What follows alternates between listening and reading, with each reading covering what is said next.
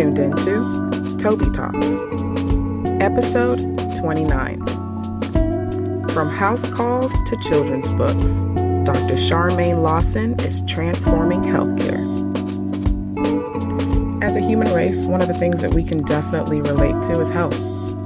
No matter where you're from, no matter your background, your age, whether your health is good or bad, that's something that as a human race, we all can say we have in common. But if that's true, then shouldn't our healthcare be more diverse? Shouldn't our healthcare include everyone? And shouldn't our healthcare represent everyone? Here's a food for thought. In the U.S., we have over 3 million nurses, but yet minorities only represent less than 25% of that. So what are you doing to make sure that you are including everyone in your delivery of health? That is the food for thought. My guest, Dr. Scharmaine Lawson, is a true definition of a nurse who is transforming healthcare. Not only being the first nurse who started house calls, serving an underrepresented community in Louisiana, especially during the time where our nation was hit by one of the biggest disasters, she doesn't stop there. She goes and creates an amazing children's book that is reflective, inclusive of African Americans in different cultural backgrounds. I was awed during my interview. And you know what? I'm so excited. I don't even want to share all the goods. I want you to hop into this conversation. So let's go ahead and just jump right into it. I want you to tell me, how did you even get into this field called nursing? Like, how did you start off as a nurse and where are you now? Like, what are you currently doing now? Well, I like to tell people that I started as a nursing assistant, but that's not entirely true. My first job was actually flipping burgers at Wendy's. Come on. So that was my very, very first job. And I was 15 and I just needed to work. And I just said, look, I need to get a job. So I started working at 15. And then as I, got along further in high school, I got into a nursing assistant program through high school that allowed you to take the nursing assistant courses, and once you graduated, as a senior, you officially were a nursing assistant and you had your certification and everything. So I went through that program because I always felt like I wanted to do nursing. I was always interested in the sciences. So I said, well, nursing would probably be a pretty good fit for me. Let me try the nursing assistant course and see if I like it. And so when I did that, I really liked it, and it just sort of whetted my appetite. And I said, look, I want to go further. And so from there, I did my BSN, and then I just got really hungry. I'm probably one of those people who sort of love school, like most nurses. We always have 10 jobs, and we're always in school to get like another degree, right? So I'm that terminal school degree person. It's like I can't have enough. So I did my master's, and then I went and did my doctorate. And so now I'm like, okay, what's next? I'm not sure if there's anything higher than a doctor. I mean, I don't think there's anything else. So I just said, well, I'm going to stop going back to school because I got to start utilizing what I've learned. What I'm going to do now is just keep creating. And that's what I love about creativity and innovation. You could just literally keep doing it without going back to school. And I'm like, well, hey, I should have thought of this a long time ago, So that's where I am now, just creating and doing more products. Wow. So when you went through, all your various degrees, so when you went through all of them, did you also work in between, or was it kind of like, okay, I finished this one, but let me go back? Because what I'm learning about a lot of nurses with doctorates is y'all kept going and going. It's like the knowledge was just so engaging. Oh, yeah. Well, again, most nurses, they say don't work while you are going to school. But is that really realistic? I mean, 'cause most Mm-hmm. of us will have families, and most of us will, of course, have a car, and you'll have, apartment to pay for, these sorts of things. So what I did though, and this is how you've got to be smart about it. So everybody, like, turn up the volume and get real close and listen. Is that Get your what pens I out. did? Yeah, please, please, please. What I did was I became a travel nurse. So travel Mm. nursing cut a lot of my expenses in that I didn't have to, pay rent. I didn't have to do a lot of things that a lot of people probably would have had to do because I was on travel assignment in those places I went. And when I went to these places, I went to school at the same time. So, well, duh. Yeah, I did travel nursing, got paid through that, got my apartment paid for, and I was going to school, board Mm. all the way around, right? See, that's smart because I did travel nursing, but I wasn't in school when I was doing it. I graduated as a nurse, so I didn't go back for any higher degrees. But doing travel nursing is so true because they do cover your living, They cover everything. Yeah, everything. So you can insurance, be getting insurance. money and going to Yeah, school and living your best yeah. life. Wow. Yeah, yeah, exactly. And I always tell people, have your end game, in sight, in view, like where am I going to go from here? Where am I going to go? What am I going to do? Because travel nursing is what it is. It's travel nursing. Really, it's to me, it's like, okay, assignment to assignment to assignment. So I look at that as, well, this is going to be sort of like a pre-entry to something else, right? Because I'm not going to just be traveling all my life. So that's how I look at travel nursing. I mean, I love, love, love doing it, but for me, it just served as a position to get to something else because, in a lot of cases, most hospitals and agencies and, organizations that are using travel nurses, they actually have a need and that, a dire need if they're going to pay Mm-hmm. big bucks for a travel nurse, right? So a lot of times you go to these assignments and they suck. And, people aren't nice to you Yeah. and, you're on these units and, it's just, I could go on and on without naming names, right? I go on and on Mm-hmm. about some of the conditions, you work in on the floor. So that alone like propelled me and like put some fire in my hustle. And I was like, look, I know I'm not gonna stay on these floors working like this and these Sure, I know conditions, that's right. being treated in the manner that I was Mm-hmm. treated a lot of times. So I said, I'm going to go to school. So I took a travel assignment to Nashville. Well, actually, my very first travel assignment when I did my BSN was to the DC area. And I totally, totally, totally fell in love with the area. Wanted to stay there for a very long time. Almost stayed there forever, but 6 years, I was like, well, I gotta do something, right? So, Mm-hmm. um, had some personal things. My grandmother was with me actually, so I was probably the only nurse in America who was traveling with an 89-year-old grandmother. Wow. So, yeah, she raised me, and we just decided to travel about the country. And our Wow, first that's so stop cool. was Baltimore, and from New Orleans or Nola to Baltimore.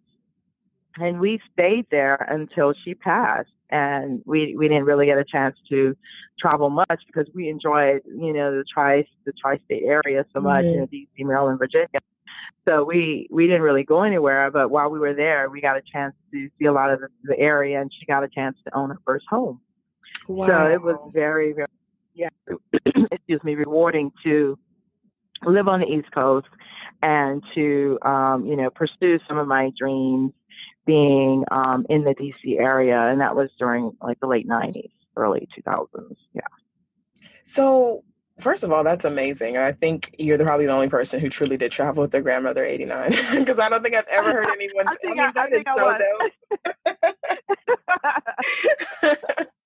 That is so And awesome. let me tell you, I could probably write a book about that. And I will be reading that book if you decide to, because that's a good story. I would love to hear that. Like, how did that work out? Like, how was the, Right. how was the living situation? What was she doing when you were Right. at work? Was she hanging out, at the senior's house, drinking? Yeah, No, what was she doing? it Partying? was something. It was something. It was Yeah. something. Yeah. So I wanted to ask you though, because you said that was more in the 90s time. So during your time in nursing school, just to kind of table back a little bit, were there any challenges for you while you were in nursing school? I mean, was it, the way nursing was taught? Was it the exclusion or inclusion in the program? Like, were there any challenges that you had to overcome and face while you were in the program before you've gotten to, where you are now? Yeah, yeah, certainly. So when I started my BS, and the biggest challenge for me was that, whoa, this is college. I had done really well in high school. I was, top four in my class out of like 500 or so people, top 10. Mm-hmm. And I was like, whoa, I'm going into college on scholarship. I'm going to totally ace this. This is easy breezy, right? And when I got there and started getting the assignments and the books, and having to juggle that, and juggle personal life, it was honestly quite overwhelming. Mm-hmm. It really was. It was really, really overwhelming. I went to HBCU here in New Orleans, and I think that that was a strength for me, being a person of color, because Yeah. there I found that I received the support I needed, because I was coming from, broken home. My grandmother raised me. I was coming from the projects, and I was the first one in my family to, go to college or even graduate from high school. So I had a lot of just negatives and a lot of stressors, a lot of things Mm-hmm. that were like already against me, so I found, warmth and love and acceptance in the HBCU environment. And I'm not saying that had I gone to another school that wasn't HBCU, I wouldn't have received that. But I'm saying that during that time, that's the nurturing I needed. And that's what helped me, because while there, I had a lot of challenges. I was still living in the projects. Mm-hmm. So I just, it was tough. It was tough. I dealt with a lot of things at the time that I wanted, and I really couldn't get. And, at that time, time you're in college, rather, you're in your 20s, so teens. Mm-hmm. So, peer pressure was there. So it was tough. It was a struggle. It was a struggle, completing my assignments. It was a struggle, managing my dating life. It was a struggle just, getting on the bus every day. It was tough doing that. And I'll never forget that, and I think that now with all of my successes and all of the things that I'm able to accomplish now, I think honestly, and I've never admitted this anywhere else before, but I think that that's what drives me. It's like I never ever want to be in that position again. I was so Mm. uncomfortable and sad, so many days, because I was like, oh, I can't do this. I want to give up. But I remember my grandmother, we were still together. Like she was still Yeah. with me. She wasn't 89 then. She was like in her 80s, but still, it's like, look, you got to do this, because not only, are you doing this for you, but you've got your La Familia, your family, Mm-hmm. Mm-hmm. to take care of. So I wanted to take care of her, because she had raised me, all those years when she was a senior citizen. So I'm like, you know what? I can't give up. I want to. I'm not going to say every day, because I had a lot of happy moments, Mm-hmm. while I was in college. But a lot of times I wanted to stop, because it was just so, I think, seemed just insurmountable, Yeah. but I'm glad I didn't, because, um, look at me now. If I would have stopped, I never would have gotten to this point ever, so that's what I Mm. need to just tell everybody out there, who wants to stop, who feels as though, a lot of odds are against them and things seem insurmountable, because a lot of times they do. There's light coming. There's light coming. You can't stay dark all the time. You eventually have to see the light, and it's coming. Just sometimes it's obscured, and you can't see it. But if you hold on, it's there, and it will appear like a Mhm. miracle. You know? I mean, first of all, I appreciate you for even sharing that.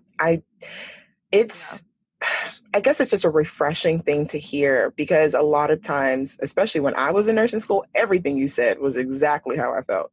I mean, Yeah. family, you're dealing with family going through things, health issues, Yeah. finances. I'm in nursing school, Yeah. working 5 jobs, trying to figure out my dating life, I think we have figured out 458 ways to create ramen noodles in college. Exactly. You know what I mean? And having to I remember one time there was times where me and my close friends, like it was our menstrual cycle and we all had to divide pads. Like, look, I got 4, you got what you Yeah. got heavy, I got heavy. You Yeah. had to make it Yeah. work, and you wanted to give Yes. up. But when you gave up, what else was your option? There was no option. Right. So, There is no option. and I'm glad that you're sharing that, because I think sometimes, there's this illusion that you get into nursing school, you've made it, but it's like, no, you're in nursing school and life is still going on and you still have to overcome Right. those challenges and just keep pressing forward. And it's not easy. I went to school Right. with tons of international students who left everything they knew, Uh-huh. and are paying Yeah. twice as much as Yeah. I'm paying for school just to get this education. Yeah. So it's very Yeah. important to hear stories like that, and to hear that this is where you are now, or this is where I am now, because we didn't give up, because the tunnel and that light in that Right. tunnel did come, and we're Right. still Right. pursuing more. Man, that's so Yeah. awesome. I'm so appreciative of you sharing that story. And I wanted to kind of hop into all the amazing creative things you're doing now. My gosh. I just don't even know which one to start. Do I start at the house call, or do I start at Nola the Nurse, the book? But before we even get into those topics, how did you decide in your career as a nurse that you were ready to just venture off into entrepreneurship and do your own thing? Like, what did that entail? Did you quit your job? Did you do that? Like, talk to me about that, because I know a lot of nurses are kind of at that point right now. They have so many innovations and ideas, but it's so hard to balance a full-time job and to also balance your creativity and how you want to, change the world with that. So how did you do that? And where did you start? Right. Yeah. So you know what? That's a great question. I'll try to give you the short answer. Hmm. I guess the short answer would be I never sat around and said, I want to be an entrepreneur and I'm going to do that.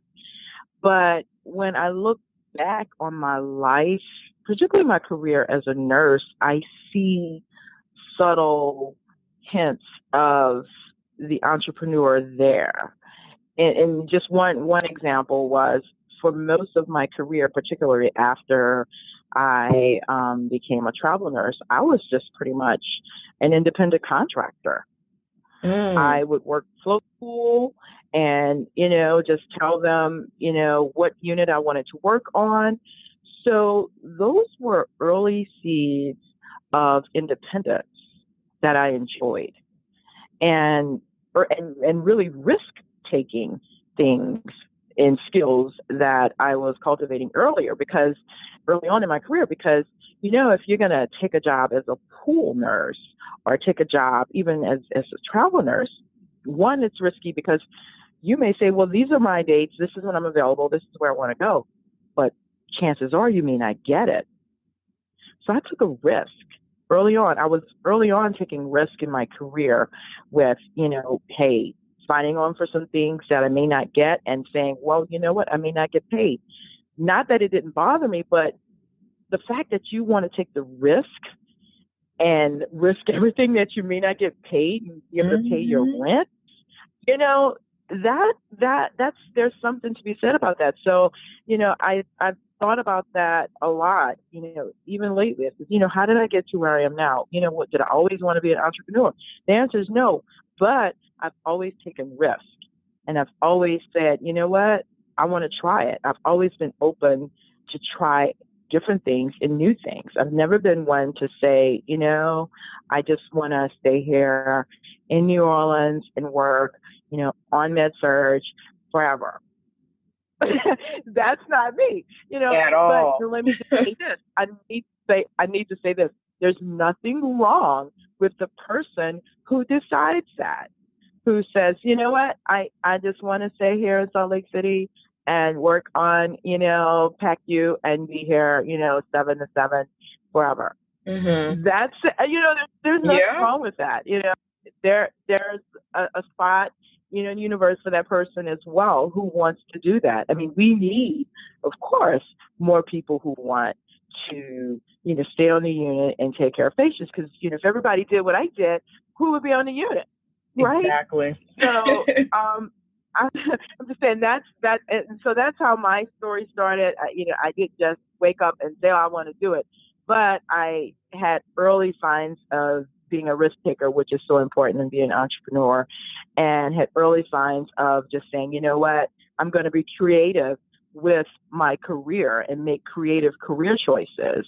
And these are some early things that, you can look at in yourself and say, do you have the capability to want to be a nurse entrepreneur? And you look at yourself and say, are you a risk taker? Because it takes a heck of a lot of risk to be an entrepreneur. Okay, are you a creator? Are you an innovator? And these are things you have to ask yourself, because I have a lot of people who come to me and say, well, I want to do this, I want to do that. And it's like, well, you really have to kind of drill down on some of the qualities in yourself. And I can't do that for you. You're the only one who can do that and say, well, let me take a look at Tobi. Does Tobi, is it okay if, she starts a business and she may not get paid, but you know what? All her employees will get paid. And you have to be able to say yes. That answer has to be yes. You can't waver. You can't say, oh, I don't know. Maybe I'll pay them next week, but 2 weeks later, then I'll get paid. No, your answer always needs to be, my employees will always get paid with their benefits and 401k and everything else I promised them all the time, even though me as the CEO, big boss, big baller, won't get paid. You need to be okay with that. Yeah. Wow. So if you can't answer that question, and be really authentic with your answer by saying yes, then you're not ready to be an entrepreneur, because that's a big part of risk taking. But then more importantly, you're not ready to have employees, because you can't be the type of employee that will say, well, you know what, I'm going to get a check and you guys, well, sorry, Charlie, you won't have employees. Right. That's exactly. You won't be voted, best employer of the century, So, it's just, you've got to do a lot of self-inventory before you get into it, because it's definitely not for the faint at heart, and it's definitely not for someone who wants to play it safe, And when you say self-inventory, do you mean also investing in your dream and your idea? Because a lot of the creativity that comes about with wanting to be an entrepreneur or starting your own brand or building who you are, it truly is investing in what you already have.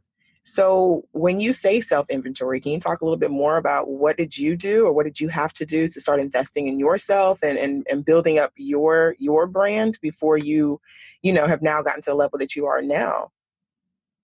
Sure. Yeah. And that's a great question. I don't think I've ever been asked that before, but that's great. Hey, today's a great question day. Come on. Yeah, it is. So yes, you do have to, first of all, you have to believe in yourself. You have to believe that your dreams matter and that your ideas are worthy of sharing to the world, first and foremost. We have to get past that. And that may sound really simple and dreams 101, but honestly, a lot of people are not there, because they don't believe that, their art, is worthy of being in the Smithsonian. Or they don't believe, that they've, written a book that can now, hey, get them the Pulitzer Prize. This is the type of dream and believing that you need to have. You can't just say, oh, well, you know what, I'm not gonna get up today. I don't want to do it. No, you got to be driven every day. So let's bring it back to me. So I like to call myself an unlikely entrepreneur, because even though I had those little seeds and streams of being, innovative, creative with my career and taking risks before I became an NP, once I became an NP, I still took some risks, but I realized the higher level of responsibility I had with really, really being basically in charge of someone's life. So things changed a little bit for me in that I wasn't less of a risk taker, but I kind of became more calculating with it because I realized then that, whoa, the stakes are higher. I now have a DEA number. Okay. Wow. You Yeah. know, I can prescribe, I can, write orders, and people listen. Whoa. Okay, now I gotta slow down a little bit and let's think this through and let's see, let's do another self-assessment. Let's see where, things are. I gotta get a comfort level. So once I got comfortable being an NP, then I said, okay. Then I branched out and said, you know what? I'm going to do my independent contracting again. So, and, here we go again. So I'm following the same course that I followed as an RN, but now as an NP, I said, you know what? I'm going to do some independent contracting. And so I ran into a doctor, and this was in 2004, who was at the same time saying, you know what? I want to retire. I have about 15 patients or so that really need some home visits. I've been seeing them in the home. And, if you want to see them, I'll gladly give them to you. You don't have to pay me anything. I can collaborate with you and that sort of thing. And I said, Wow. well, that's interesting. Opportunity. I never thought about, like making house calls, like going to the home. I'm getting ready to date myself now. You mean like Marcus Welby? And she was like, yeah, like you go to the house just like you would do as an RN. You have home health experience, right? Yeah, I had tons of home health experience working in Southeast DC, and just doing a lot of things with home health as an RN. So it wasn't a bit of a stretch, but now of course came the responsibility of being an NP. So I said, wow, I get to actually provide primary care in the home. So I get to do holistic care, treat the total person and assess the environment. Wow. Yeah, I think I want to try it. And so I started seeing her patients in the latter part of 2004.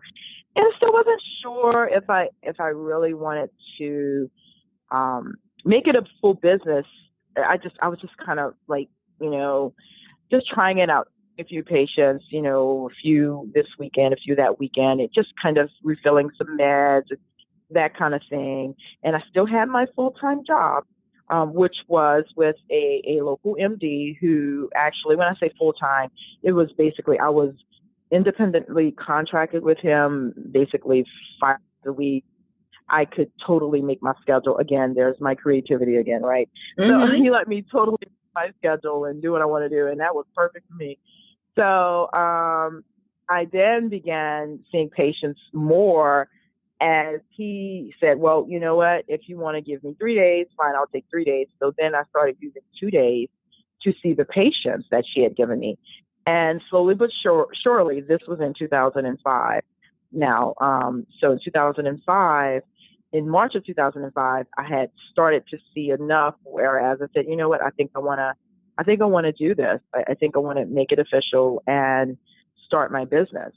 So I started Advanced Clinical Consultants in 2005 in March, and got my LLC, did everything through the Secretary of State, Louisiana Secretary of State, and get my tax ID number, and everything I needed to do to make the business official. And so that was in March of 2005, and then in August of 2005, that's when, of course, we know, world's biggest natural disaster ever, Hurricane Katrina. But by then, I was up to 100 patients.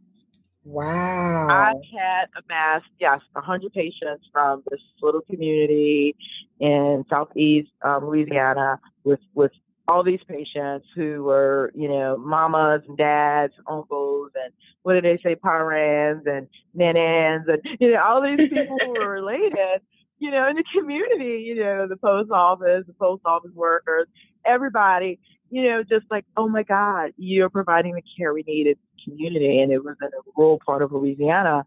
And I was so happy, right? I was like, yes, finally, I'm home, literally, physically, everything, right? It was amazing. But then, of course, we know what happened. But the beautiful thing that happens a lot of times with tragedy and with hardship and things like that is that there's always a rainbow.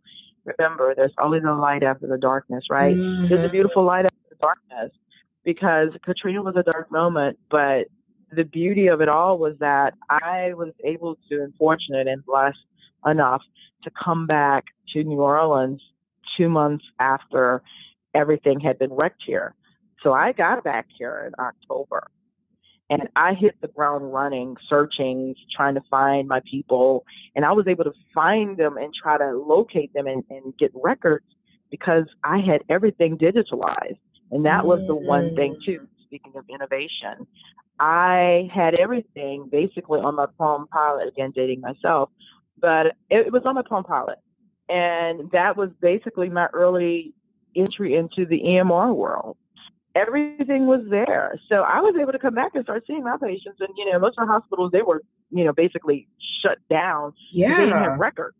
Wow. Right. Well, I had records, and it was just pretty much like a little crib sheet. It wasn't anything elaborate. It was just like, name, date of birth, allergies, emergency contact, if they had a mammogram, simple stuff. But it was enough. Whereas if I saw you, I'd be able to say, oh yeah, you're on permanent and your level should be, oh, okay, oh no, yep, you're on Lasix or whatever. I was able to tell you what your meds were and also Mm-hmm. communicate to other healthcare providers who are calling and saying your patients are here in, South Dakota, they're here in Iowa. We don't know. They don't know. They're shell shocked. They don't know. Do you have a med list? Do you know what their last A1C was? You And you know, had so that. I You was, had that electronically. yeah, Wow. I had it.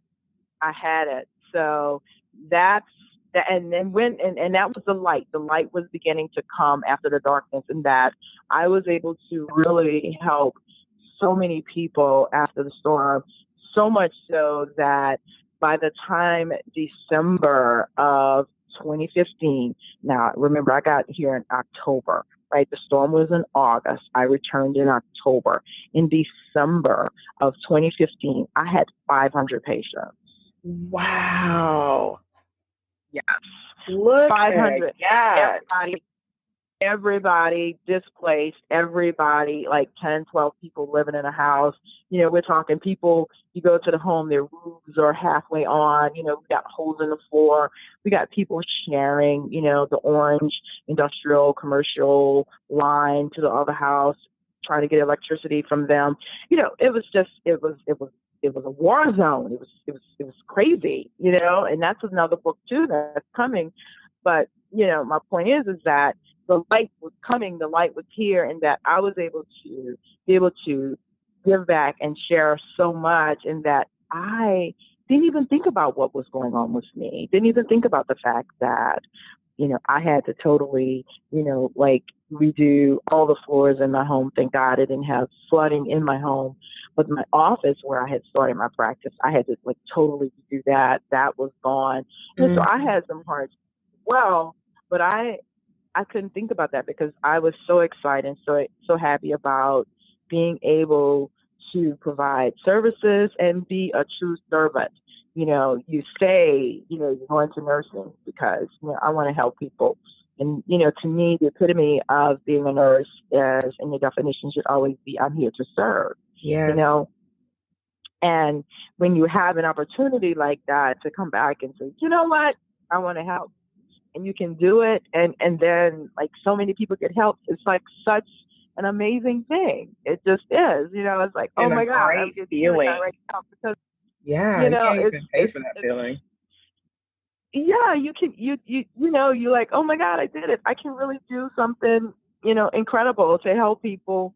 And you're like, I didn't even have a lot of money. I didn't have like big grants and all this stuff. It's like, you know what? I had from NP school. I had a stethoscope and a blood pressure cuff, and I had a phone, and I had a laptop, and I just saw my people. I didn't have all this extra stuff, and people were like calling me and saying, well, what about HIPAA? What about interoperability? What about all these fancy words? I'm like, look, honey, look, we're here in a disaster. People are not worried about that. They just want to know they care. Mm-hmm. They just want to know that, what, you're coming there and you're going to get them their lisinopril. You're going to get them their insulin. You're going to help them, help them get to their FEMA trailer. This is what we're doing. We're not talking about HIPAA now. Let's let all that go. Right now, we're breaking it down to the basics. We're here to serve. I'm here to serve. I'm here to be a servant, and everything else you think about later.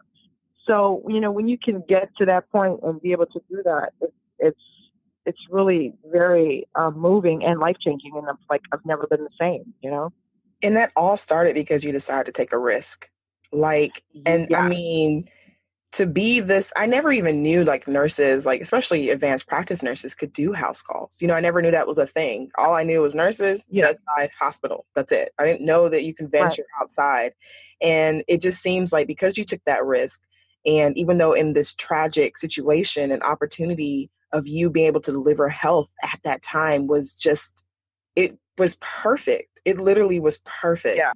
And I'm at all. You're right. Yeah. And it all started from taking that risk. And it is scary because you don't know. It did. You don't know what's going to happen. You don't know how you're going to get paid. You don't know what's going to come from here. But the thing about your risk, though, was it wasn't that you just had to stop everything you're doing. You had an opportunity brought to you and you took that. That was the risk of taking that opportunity. That doctor saying, hey, here's my patients. You want to take them on? You know what I mean? Versus like, no, I've never done it before. I don't know. I'm kind of scared. I don't even think you had time to think all that. You just kind of jumped into it. I didn't. And I did. And just to be all, transparent, I'm human. So I didn't really know her. I was really just meeting her, but I was curious. And so I said, well, I was curious and anxious at the same time because like I didn't know her. I didn't know the people. Mm-hmm. And I was thinking, I'm going to have to go in this community by myself. And she's like, no, there's a nurse that lives in the community and she'll meet you. Like you guys can meet up at the McDonald's or you pick a neutral place. You can go leave your car there and ride with her and go to see the people. She'll drive you. And you'll go and you see the people and basically it was a ministry. That's what it was. And I look back on it now, it was a ministry because I was truly, a servant, because the community had no one, so it was a truly, truly life-changing experience for me. Wow. It's like giving me chills because you really don't know what kind of calling you're pulled into when as a nurse, and the fact that you have to be ready to take on whatever could come your way and just almost be hopeful that at the end it's all going to work itself out. And I'm so glad that you took that risk because I literally did not know that this was a thing. And you've opened so many doors to think about that, especially in communities, underrepresented communities where it's so hard to get to your clinic visits. It's so hard to get to the hospital. You're dealing with transportation issues. You're dealing with financial issues. I mean, that's stuff that I see quality nurse that, we have all these missed appointments. Why is my clinic having all these missed appointments? Why aren't they making it to their appointment? Well, we need to think about their situation, their community, their environment. Do they have the means to get there? Do they have transportation? Do they have the financial means to find someone to take care of their kid, to be able to leave the kid to come all the way? I mean, it's just so many things that come into play. And you are able to just come into their home, into their environment. So doing so, though, because I worked for a health plan that we sent out a lot of nurse coordinators to the homes to do their assessments and stuff like that. Mm-hmm.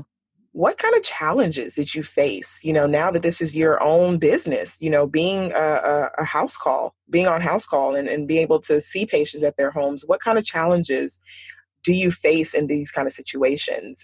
Safety wise, environmental, and also as a nurse, you come into environments that, oh my gosh, you wish you could just do so much more to help this family or help this community. So what kind of challenges do you see as a nurse who do house calls? Well, the number one challenge is safety.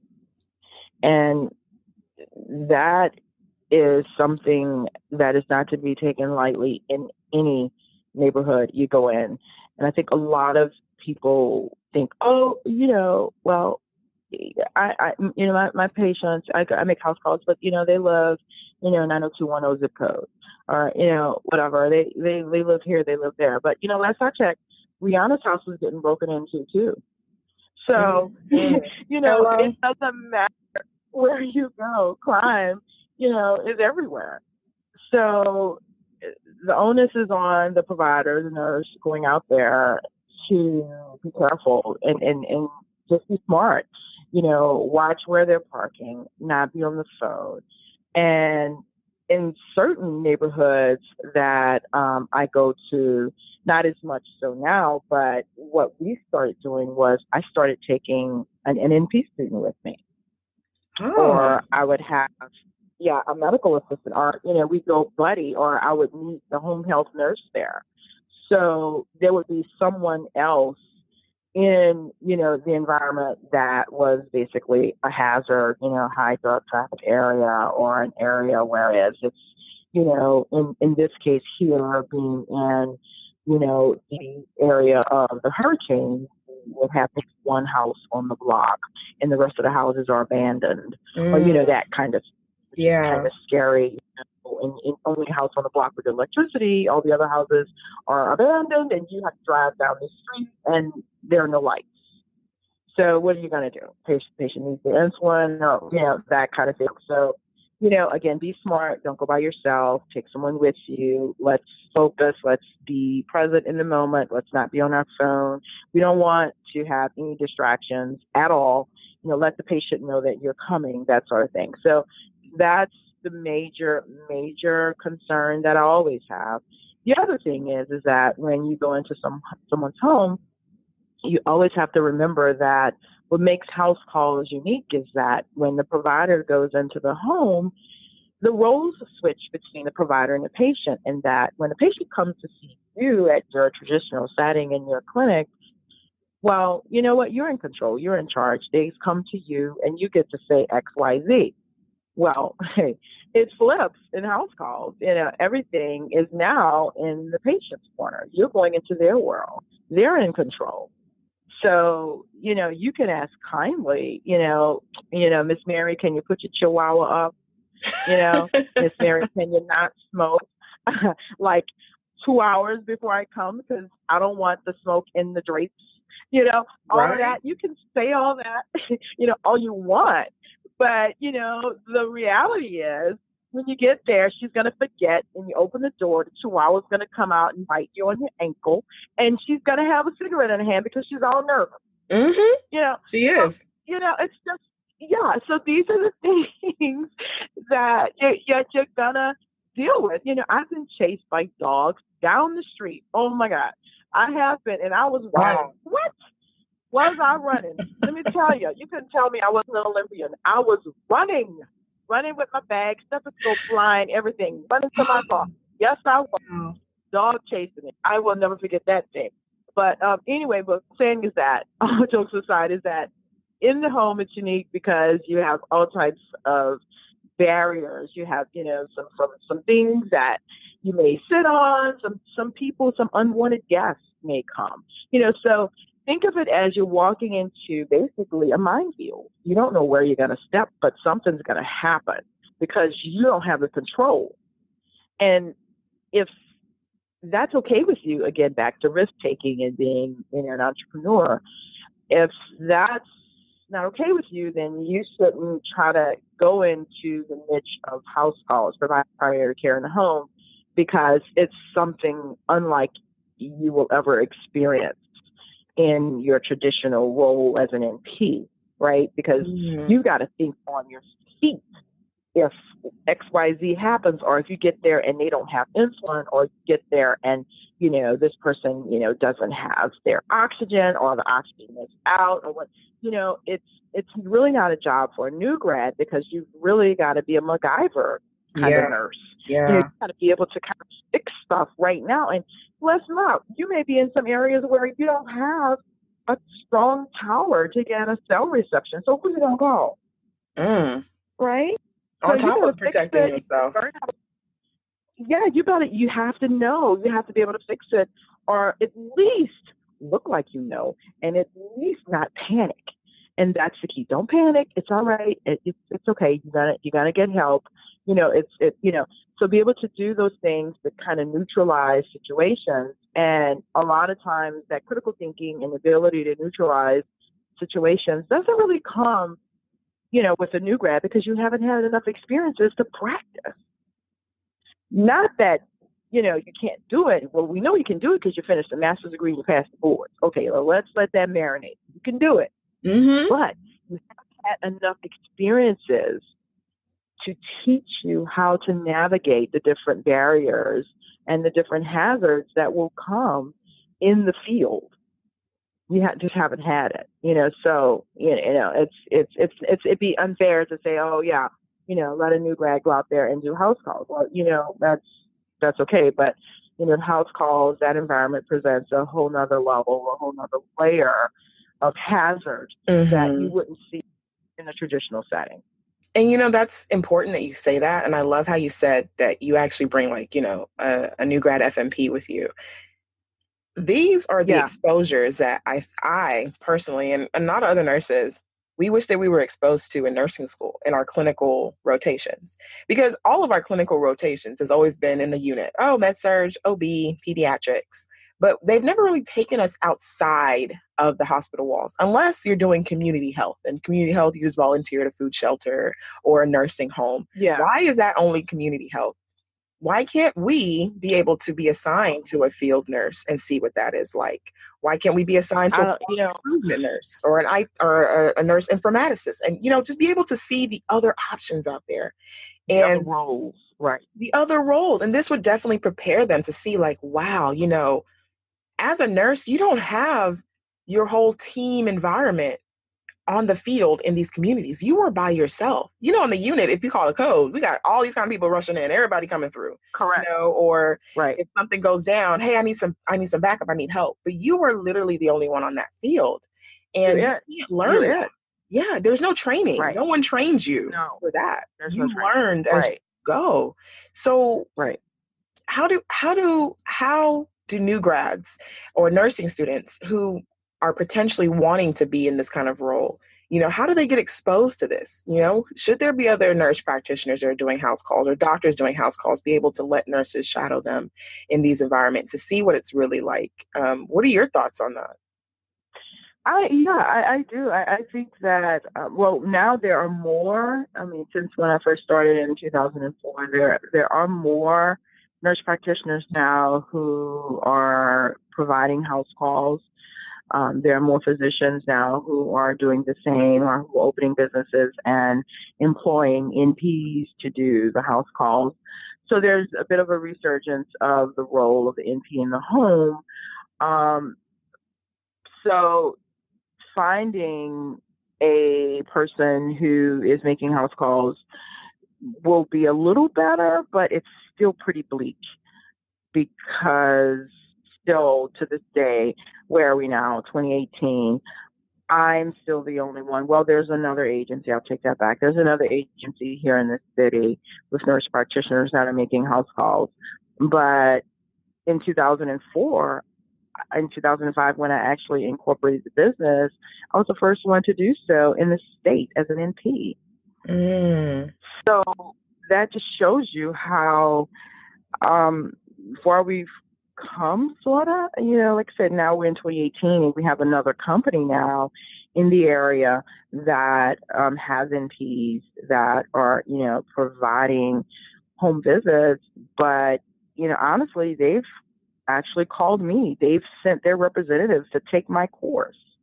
Wow. To see how, they can get into the market. And, one thing I need to say, and this is something that everybody really needs to listen really close to, is that, you can take all the training you want to take. You can do everything you want to do. But at the end of the day, your success is really dependent upon your relationships. Write that down. You have. Yes. It's dependent upon your relationships. So they were wanting to know, how did you get into all these communities? How did you get into these ALFs? Well, you know what? It's about my relationships. It's the relationships that I have developed. And, fostering and, getting a relationship with assisted living facilities and the directors, I mean, it takes work. It takes work, and it takes time to do that. So, but that's something a lot of people don't want to do. That's why marketing is a degree within itself. Okay? Yeah. Because marketers, what do? They go to try to foster relationships. But at the end of the day, when this is your business, you are the marketer. So you've And got that to go. relationship building is the biggest part. You've you've got to do it. So you've got to do it. So I said at first somebody asked me, "Aren't you threatened that they're sending their people?" I said, "Honey, I am not threatened about them people sending their people to me. I am not. They have paid for the course, and I am going to give them the best course, even probably better than I gave you. I am not worried at all because they can't do me." Hell, whoo, girl, hold on. Let me I take off need you this to catch wig that real one quick. too. That was deep. People will come and copy. They can copy all they want, but But they they can't do cannot you do because you're the only you. one in the world. Yes. Whoo, somebody Are you write not the only one in the world? I don't know another Toby. Ain't that. nobody do Toby. I'm just saying, so people get so upset. I'm serious. This is very real right now. I'm bringing it down to the I'm nuts and feeling bolts. it. This is so People get so real. upset. Yeah, they get upset. And they start saying, well, this person just started a house call practice down the street, and this person. I said, honey, don't worry about those people. Are they you? They can even copy your binder, all your policies, and they can do all that, but they cannot copy your DNA. They can't, and how you do it, and what flavor you bring to the table. I mean, I Right? think They people can't get bring so your caught flavor. up in that. You can't be so caught up in it. You really got to mind your own. Focus on You what gotta you let that bring go. to the table. Mm. You gotta let all that go and live and walk in your purpose and say, look, I'm gonna do what I'm destined to do, and I'm gonna do it to the best of my knowledge and to the fullest extent that I can do. All right. Now you're going to have your laws and all these things that will stop you from living your best life in some of these states. Okay. You're going to have Yeah, that. that's right. But for the most part, but for the most part, you get a good doctor if you're in a state that allows you or mandates that you have to have a collaborator or a supervising physician. You get a good doctor who believes in you, believes in your mission, and wants to work with you, not against you. Mm-hmm. That sort of thing doesn't have to go and all those other little things that will bring you down. Get a good person who really says, you know what, I believe in this community servant work as well. Let's work together as a team. Then there's nothing you won't be able to do. It doesn't matter if your colleague starts a business up the street. It doesn't matter. You keep doing what you're doing. Keep giving the quality care and the good work. And let me tell you, they won't be able to touch you. They won't. They Mm. just won't. Mm. And even with you saying that statement, I kind of want to turn the conversation, because when you say that no one can do you, the fact that the only book I have ever really read about with nurses and all that or whatever was Chicken Noodle Soup.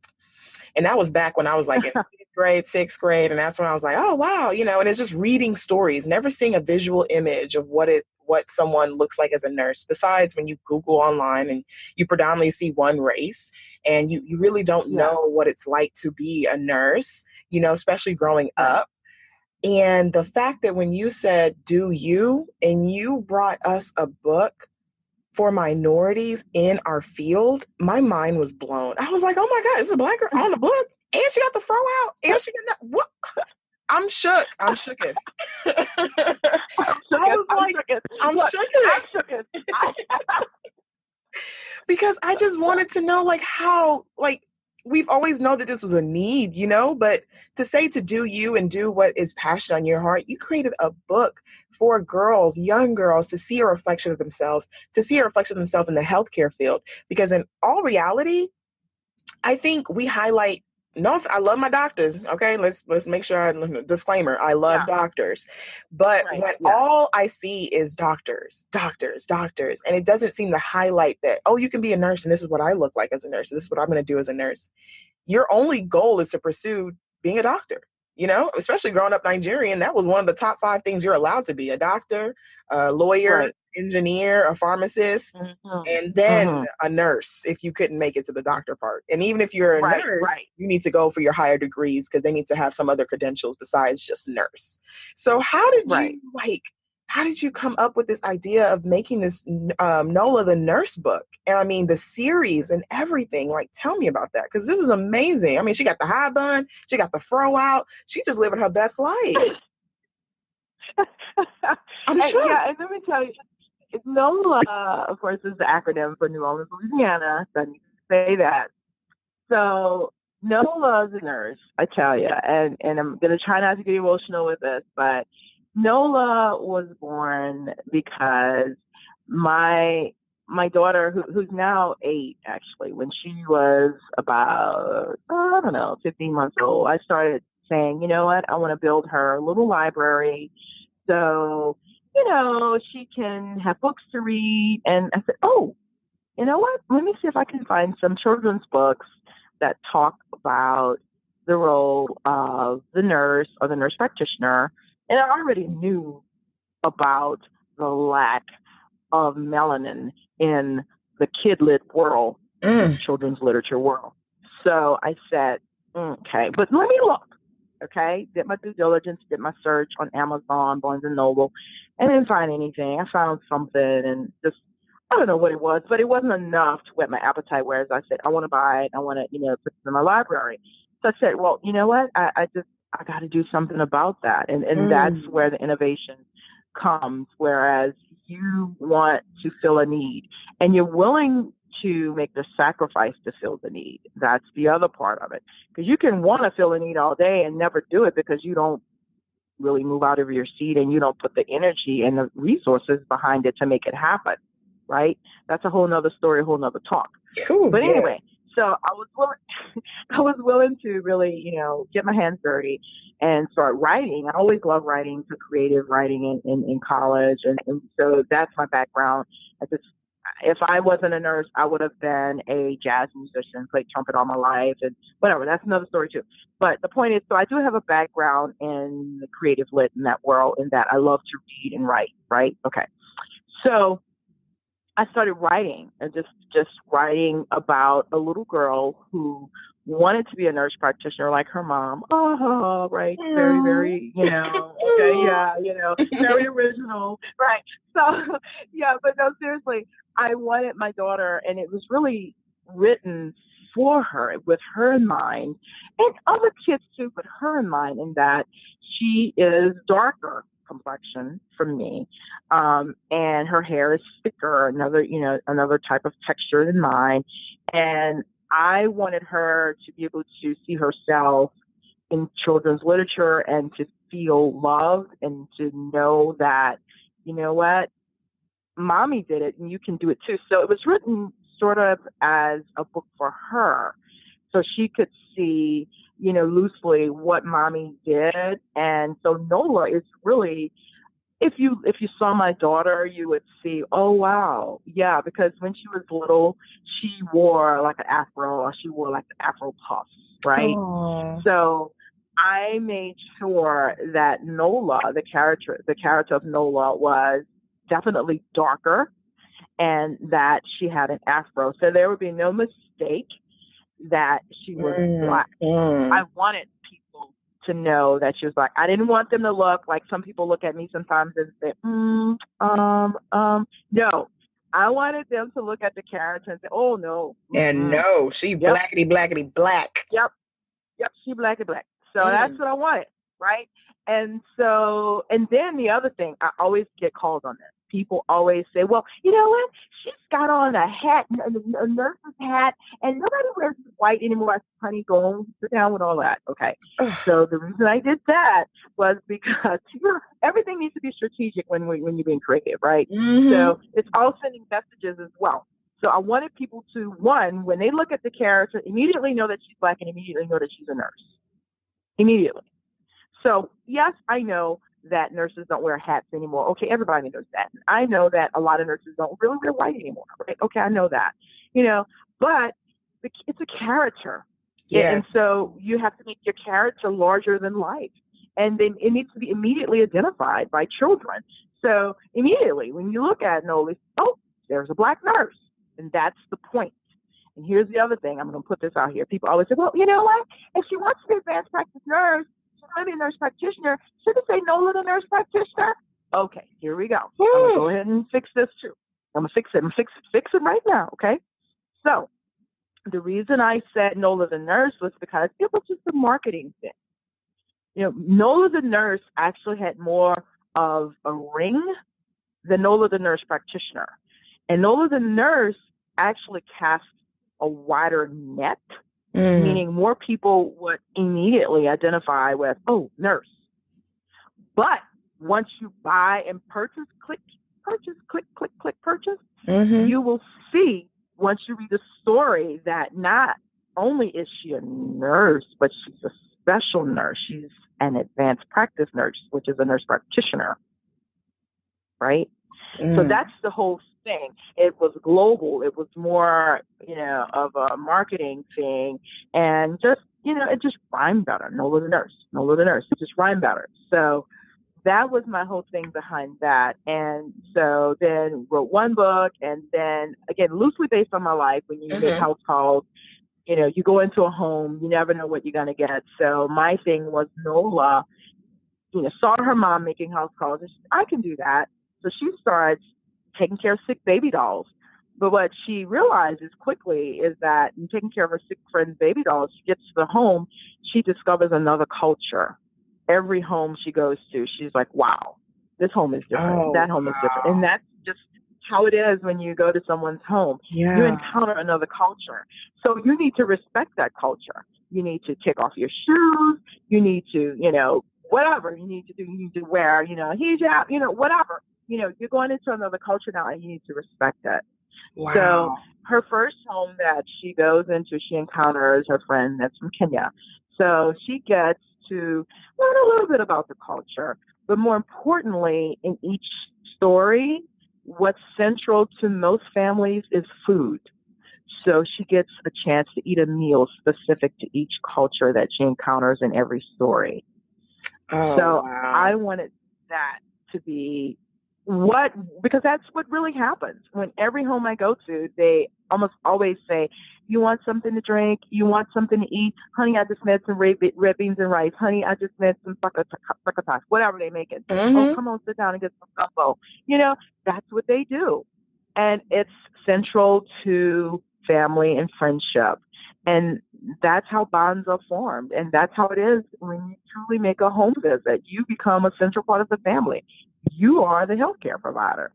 So I wanted kids to not only get a small glimpse of what nurse practitioners do. People will read and say, oh, this is a lot. This is like what nurses do. Well, look, honey, this is just a small introduction of what nurse practitioners do. I'm just whetting the appetite, or setting a stage, if you will, to what nurse practitioners do. Another level at another time will maybe make it a little deeper. But these babies didn't have anything about what APN did.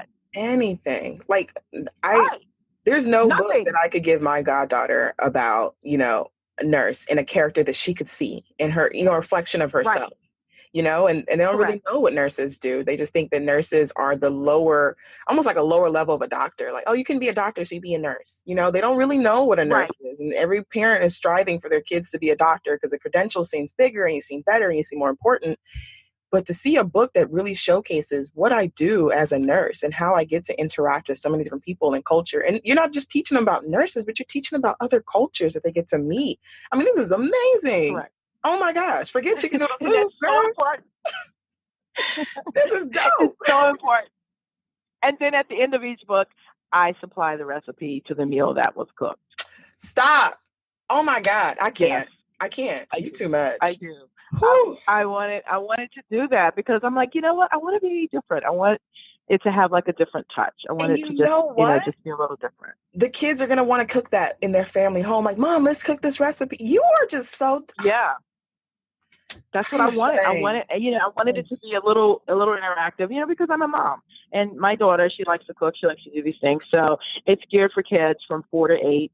So they're kind of in that age range where they're curious. They want to be in the kitchen. They want to do things and they want to know about other people. They're looking at cultures and they're looking at people. Why does she look like that? Why do, you know? So it's important that we teach inclusivity to our children. It's important that we teach them sensitivity about different cultures. And it's just so important. So, and I didn't see a lot of that. So I said, you know what, I got to do it, some kind of way. So I managed to do it. Now we have 3 books that are out on the market in the series. We have the first one, Nola the Nurse, she's on the go. And then we have the second one, whereas with much pressure from fans, they wanted to see a male nurse, they wanted to see someone with a disability, they wanted to see the other APNs. So the second volume is Nola the Nurse and Friends explore the Holy Fest. Yeah, so they're exploring the Holy Fest and the whole culture of India, and what the Holy Fest means to them, and they get to eat chicken biryani, and which is my favorite, and their recipes at the end, and they give gifts, and it's a happy book. You get to meet Charo the CRNA, you get to meet Maddie the midwife, and Bax the nurse. So it's pretty fun. That's probably like my favorite one. Yeah. And when you do this, because this is the breath of fresh air we need in our field, especially if you're trying to cultivate, kids at the young age of understanding what we do and how they're going to be able to impact the world when they, become adults and pick a career field in nursing. But when you were specifically writing about these cultures, I know it's also a part of the engagement that when you do these home visits, but are these patients that you visit, are they incorporated, or is this the information you're getting directly from them when it comes to your research and being able to, talk about their cultures in each of these books and series? Is it from, live from the horse's mouth, or are you also doing some extra research on the side? Like, how are you able to encompass all this into a story with Nola? Oh, yeah, sure. Great question. So, no, they're not based on any patients that I've met. They're just based on, honestly, just to be real, it's just places I've wanted to visit and things that have fascinated me about certain countries. Like, I've always wanted to go to the Holy Fest and throw powder on somebody and have powder thrown on me. What does that mean? Like, I've always, been fascinated about, Africa and the motherland. I've never been there, but, Look, Kenya, if Nurse Nola want to go to Nigeria, let me know. I'll bring her through. I'll teach her about some Well, honey, you're going to have a conversation after this. Yes, we will, But, seriously. So, and I get that all the time. So what made you pick these countries? I'm like, you know what? There are places that I want to go. And so when I want to go somewhere, I'm going to do my due diligence and I'm going to look at, the country and like, what does it have to offer? So for me, I looked up Kenya, the first, country, that's spoken about. And it's like, you know what? Wow. I would love to go there. And so I looked it up and found the recipe and found matoki, and I was like, wow, this looks like a really great dish. It looks like it's sweet, it's spicy, it's everything. And I'm like, yeah, this is something I want to incorporate into the book. So I find different things about the countries and I incorporate that into the book, into the storyline, and just things that I like, and the third one is, it's not really part of the series. It's a special edition that I wrote about Hurricane Katrina, and it's called Nola the Nurse Remembers Hurricane Katrina, and she's just remembering the story as was told to her by her mom, because she wasn't born during that time. So her mom tells her the story of how they had to evacuate for the storm, and how, actually her mom came back with another nurse practitioner and kind of took care of all the sick baby dolls that were displaced after the storm. So she has all these baby dolls, and then Nola, remembers her mom telling her that a lot of them were sick, but she repaired them and actually reunited them with their families. So it's a sweet story, based on New Orleans, and what we went through, back in 2005. And it ends, of course, with food. They're eating beignets. Wow. Yeah, I have a beignet recipe. Yeah. So that was probably my favorite too. Well, okay, they're all my favorite. Yeah. So then after that, I started getting, and I kind of go on with people write me, on the web and in these forums. People started saying, oh, they wanted to see some other things. So I wanted to kind of do some lateral things. So with the brand, so I then developed a whole series of activity books. So we have activity books now from for the ages pre-K through first grade of how to write their vowel sounds, how to write their numbers, sentence formation, and just small activities. So we have 6 of those. And for the books, the actual books in the series, we have the accompanying coloring books that go with them, because I said, well, if the kids want to color their story, particularly about Hurricane Katrina, if they wanted to color, some of the storms or color, some stuff, maybe that may be therapeutic. I don't know. But it could still, be I very said much it so. was nice, to have that as an accompaniment to the main stories. And then, the cherry on top of all this whipped cream is the design of the doll. I designed Nola the Nurse doll. So she's like the first NP doll on the market. Wow. And she, she's small, and, I've gotten all kinds of press. Oh, bigger one. No, right now she's small and plush. And that was specific too, because I said that I could envision her, in the hands or in the bed. She's small, bringing kids who are sick in the hospital comfort. They just want to carry her around. She's almost like a rag doll size, but she's a nurse, and it says Nola the Nurse on the front. And I want kids to see nurses or the nursing profession, as a symbol of hope and healing and comfort. So, it's a small doll, and it goes with the book, and I actually don't sell that one on Amazon. It's actually sold on nolathenurse.com.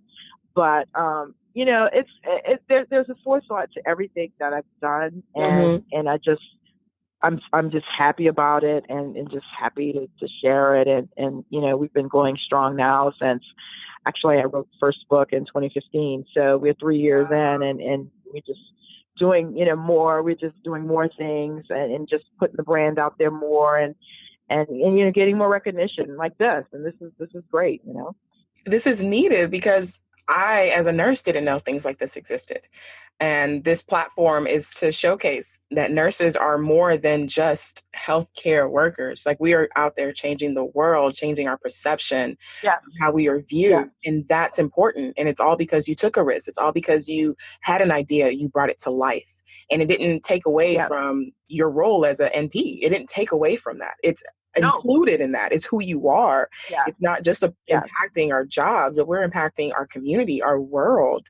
And having something like this, like I just can't wait to when I have a daughter and be able to show her, like, wow, mommy, this is what my mom does. They can actually put a picture and a face and a hairstyle to, this is my mom. She sometimes I have a wig on, sometimes I have a fro on, but she is a nurse and she's on the book, and this is what we need. And I'm so honored and so blessed to have you on this show to talk about, the risks that you took, and talk about what you're doing and how you are changing our healthcare, especially for nurses, and how we view our roles in the world and in society now.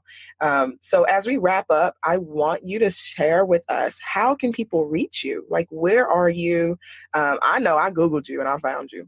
So I want other nurses to know what platforms you're on, whether it's social media, your website, so they can be able to reach out to you, network with you, and see the amazing things that you're doing. And especially for, other companies who want to have this house call course. Like, I want them to know how to reach you, because only you can do you.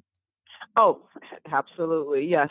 So the best way to reach me is directly through my website, and I'll give you the website and also give you my email.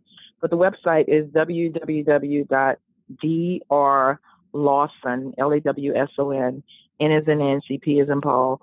That's drlawsonnp.com. And my email is Dr. Lawson, that's DRLAWSON, at drlawsonnp.com.